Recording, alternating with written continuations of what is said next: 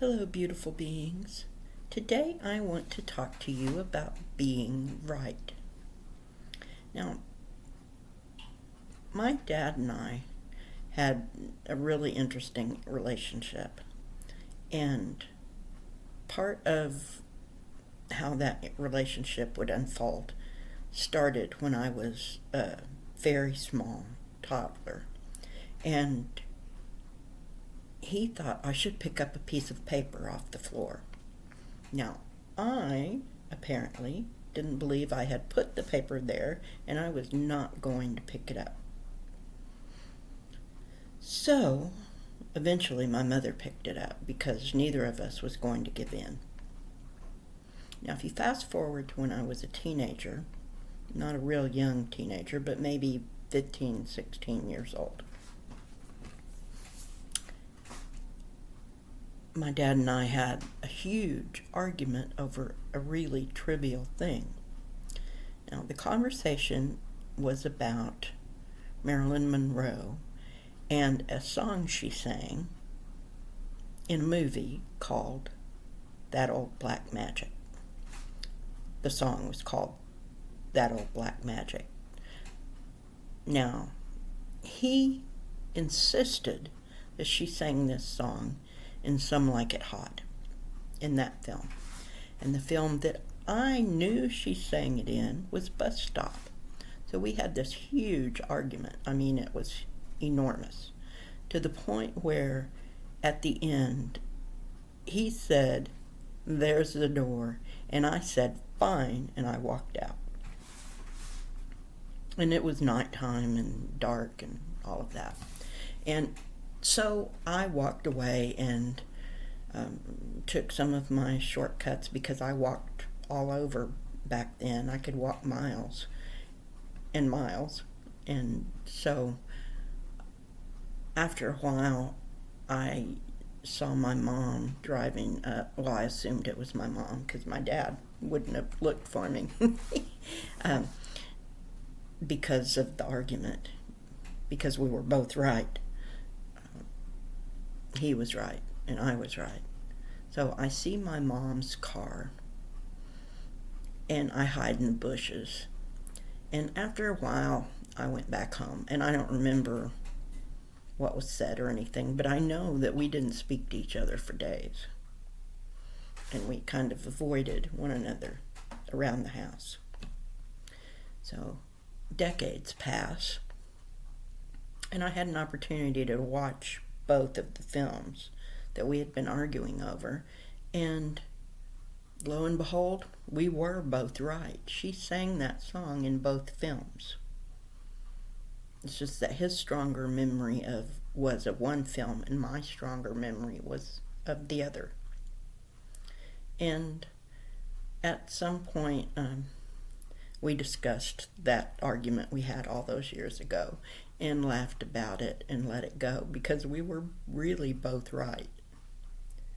But the problem was that we lost an opportunity to have a loving exchange, to seek out the answer instead of just assuming each one of us was right.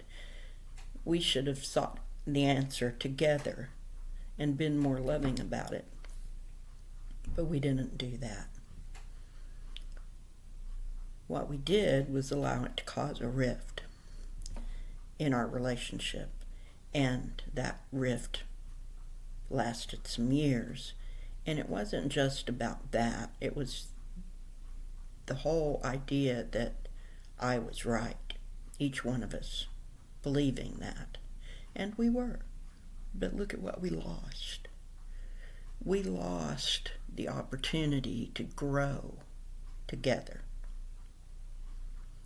So instead of discovering that we were both right together later on, I discovered that we were both right, and then I conveyed that message to him even more years after that. Now, as you might imagine, this wasn't a serious rift, but it was enough to cause tension. All because we both were right. So what I learned about this was that we don't need to be right. We need to be loving. Being right has no reward if it's hollow and empty. And it was. It was empty. It didn't matter. It was a trivial thing. Now, it may not have been trivial to Ms. Monroe because it was her intellectual property, so to speak, because it was within the characters she was playing. So it may have mattered to her. It may have mattered to the producers and the script writers. But it shouldn't have mattered to us because we were a family. So, my beloveds, is being right so important that it's worth damaging a relationship? Is it worth damaging the love that we have for another or for ourselves? Is it worth that?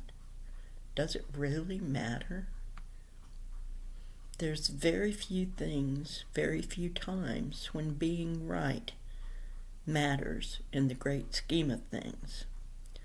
Now, if we're right and we're fighting for another and it's for the greatest good, yes, that matters. If it doesn't concern the greatest good, then it really doesn't matter.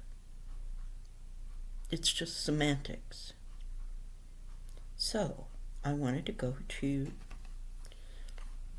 the spirit team today and ask them, what should we know about this situation? What should we know about trying to be right all the time?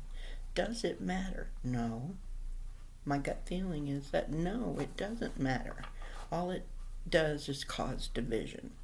So, let's find out. Today I'm going to use the Modern Witch Tarot. I don't use it real often because it's difficult for me to shuffle and handle, even though I love the images.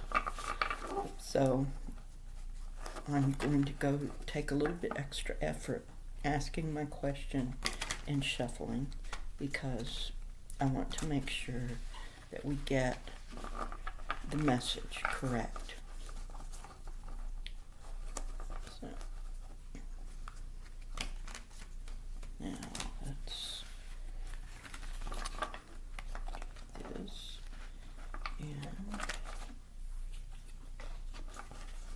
spread the cards out. I'm going to draw 3 today, just because it feels like that's what they want us to know. Now let's see what we get.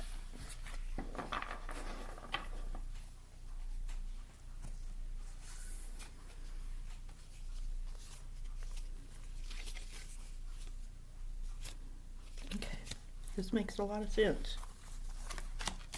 When there's strife, when we're battling one another over earthly things, what we need to do is be more introspective, to seek out the answer for the highest good. So, look at this. This is the present. That's the strife. That's the battle, the argument. The 5 of Wands. In the past, what caused the argument? Something earthly. Information over something about the world, about this 3D world.